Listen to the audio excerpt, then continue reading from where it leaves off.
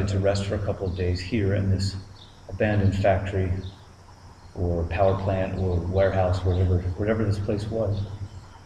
And I was here most of yesterday along the Connecticut River.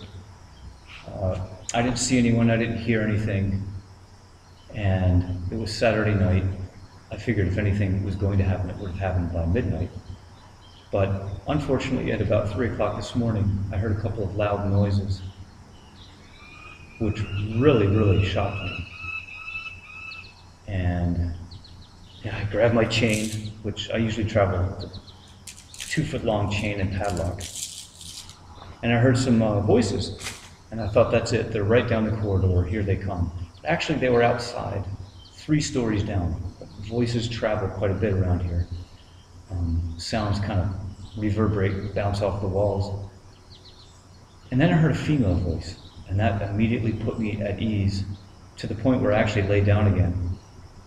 And after a while, the guy just kept making noise. He was smashing things or throwing things or kicking things, making lots of noise and cussing quite a bit. And I was concerned, because this place is loaded with this thug life tapestry thing going on around here, and I'm not sure what a lot of this graffiti means, but shelter, a small town right over here, and the Connecticut River. This is a perfect place for a gang. And there's a rail line right here, train hoppers as well.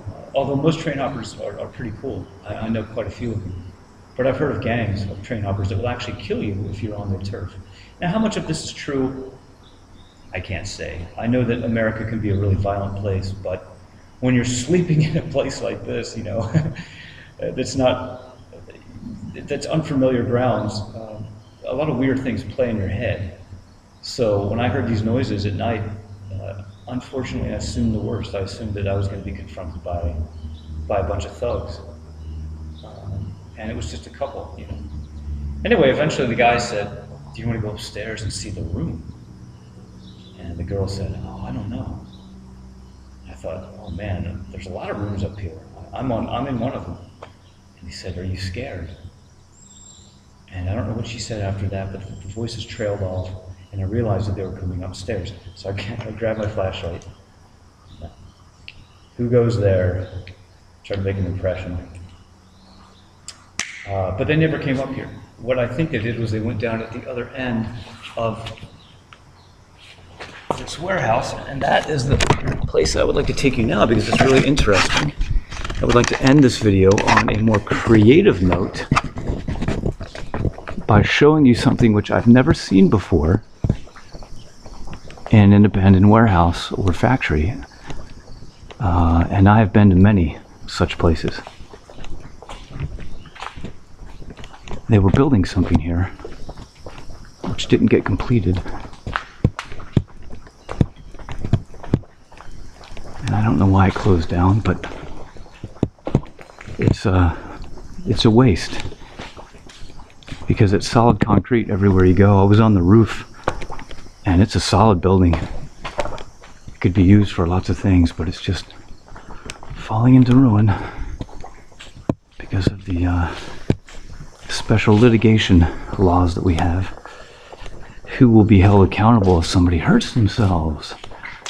Type of thing. I thought maybe the room was in here because it's a weird room, and it was obviously the office area. And there's a bunch of weird, really strange graffiti.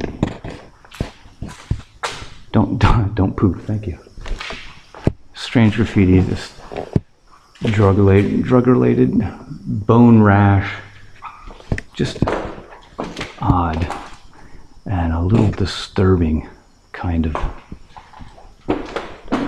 stuff. I thought maybe for a couple this would be the room to be in.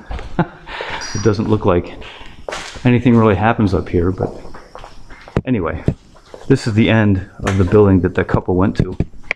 And when I take you downstairs, I think you'll see why most of the youth would hang out in a place like this because of the special. I think we're alone, okay. I saw a couple of other people around here this morning, so I'm not sure. Let me see. I'm not sure if you can see that or not, but what we have here is a skate park. We have a skate park which is handmade.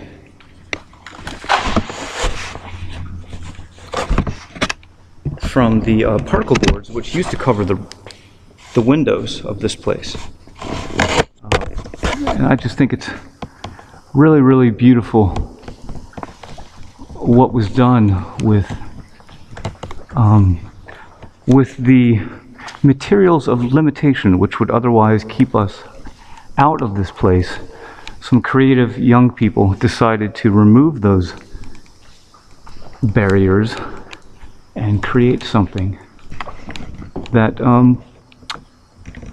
that would help to inspire clean, fun activity, you know? Skateboarding. It's awesome. I used to do it when I was a kid. Hell, I was skateboarding just a couple of years ago in Denver. I mean, look at this. It would take some know-how to really, and look at this edge here. It looks like it's almost tapered, the edge. You know, it's really well done. It's really well done.